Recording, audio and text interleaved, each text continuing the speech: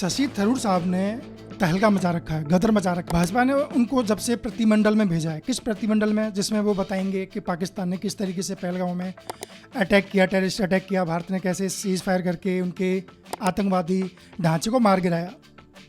जो बीजेपी के नेता, जो BJP IT cell Shashi Tharoor को गरियाती थी, गालियाँ देती थी और उनके कथित पत्नी हत्या मामले में उनको खरी खोटी सुनाती थी, अब उनके वो क्रश हो गए हैं, हीरो हो गए हैं, उनके पसंदीदा नेता हो गए हैं और उनके बाइट्स, उनके लेक्चर, उनकी क्लिप्स भर भर के सोशल मीडिया पर शेयर कर रहे हैं।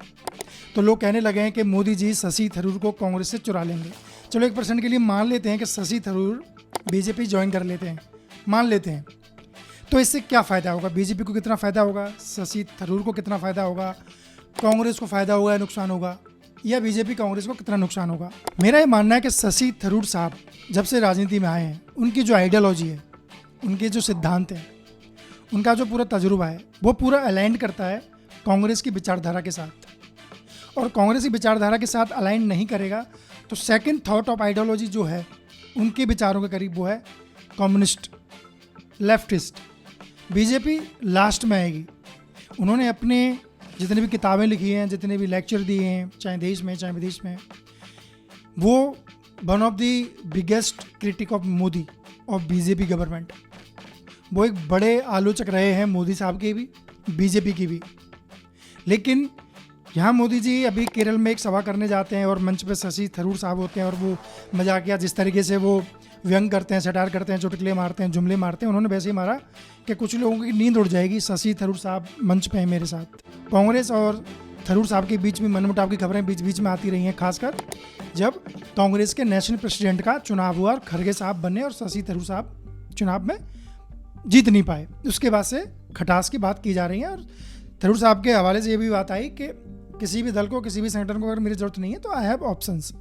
तो इन सारी चीज़ों के बीच में कहा जाने लगा कि थरूर साहब बीजेपी ज्वाइन कर सकते हैं और मोदी जी पूरी ताकत लगा रहे हैं। तो जो व्यक्ति कांग्रेस का पक्षधर रहा हो, जिसकी आइडियोलॉजी लिबरल हो, डेमोक्रेटिक हो, वो व्यक्ति अचानक से दक्षिणपंथी संगठन में, विचारधारा में, जो आपके खान पान, रहन सहन, धर्म के नाम पे जो बहुत संकुचित है, वो उस पार्टी में कैसे सर्वाइव करेगा?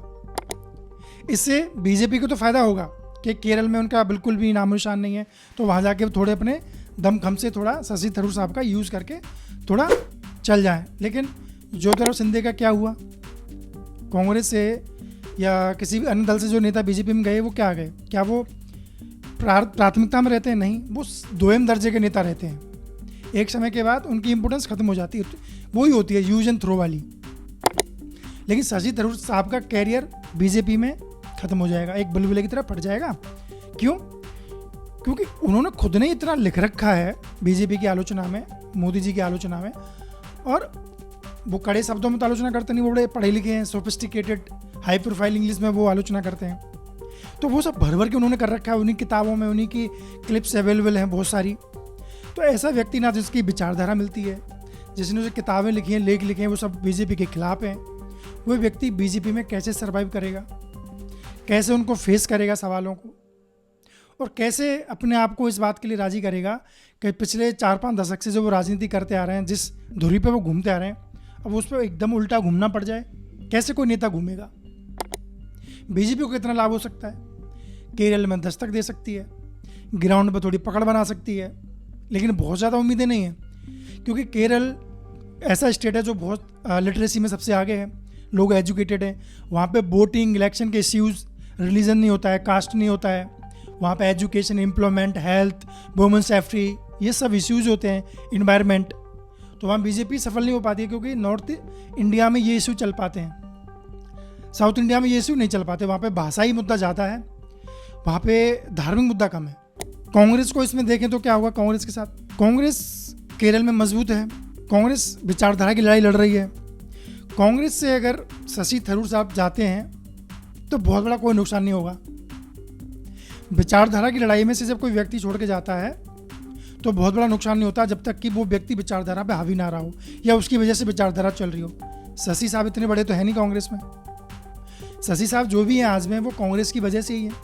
यूएन हो चाहे इंडिया हो, उन्होंने जितनी भी सर्विस दी है नेशन को, just because of Congress provided the platform. अब इंटरनल पॉलिटिक्स हर दल की अपनी होती है, कुछ लोग इनसिक्योर होते हैं, कुछ लोग बढ़ने नहीं देना चाहते आगे, बट डजंट मीन के वो कांग्रेस छोड़ के चले जाएंगे। इसके आसार बहुत कम है कि वो कांग्रेस छोड़ेंगे।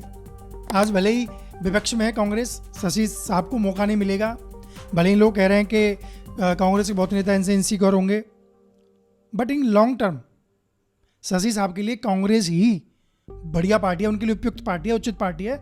वो कभी कांग्रेस नहीं छोड़ेंगे। अगर छोड़ देते हैं तो उनके लिए ये सुसाइडल अटेम्प्ट होगा। शशि थरूर जैसे आदमी कभी भी बीजेपी जैसे राजनीतिक विचारधारा में न फल फूल सकते हैं, न पनप सकते हैं। उनका बस राजनीतिक इस्तेमाल किया जा सकता है। उनका व्यवहार, उनकी सोच, उनके सिद्धांत, उनकी लेखनी इस तरह की है ही नहीं कि वो बीजेपी जैसी विचारधारा में, आरएसएस जैसी विचारधारा में सर्वाइव कर सकें या उनकी उन्नति हो सके। अगर वो एकदम डे नाइट की तरह एकदम कायाकल्प करेंगे, अपनी विचारधारा के बारे में, अपने विचारों में बदल देंगे, तो जनता उनको एकदम ड्रैग आउट कर देगी, बाहर निकाल देगी। जो व्यक्ति एकदम से बदल जाएगा तो जनता उसको पसंद नहीं करेगी। आज जनता उनको प्यार करती है उनके विचारों से, उनकी लेखनी से, लेकिन जब वही बदल जाएगी तो लोग उनको प्यार क्यों करेंगे अचानक से? आइडियोलॉजी का व्यक्ति के इंप्रेशन का खेल है ना पूरा, तो आइडियोलॉजी इंप्रेशन पूरा ही बदल जाएगा। तो मुझे नहीं लगता कि शशि साहब बीजेपी ज्वाइन करते हैं। अगर करते भी हैं तो कोई बहुत बड़ा पॉलिटिक्स का, इंटरनल इंडियन पॉलिटिक्स का बहुत बड़ा मूवमेंट या स्टेप या कुछ नहीं होगा। 1-2 महीने के बाद ये मामला ठंडा पड़ जाएगा और शशि थरूर साहब वैसे ही कोने में पाए जाएंगे जैसे ज्योतिराव सिंधिया जैसे लोग पाए गए। मेरा तो यही मानना है। बाकी आपका जो मानना है वो कमेंट करके बता सकते हैं। चैनल पर बने रहने के लिए शुक्रिया। अगले वीडियो में फिर से मिलेंगे। नमस्कार।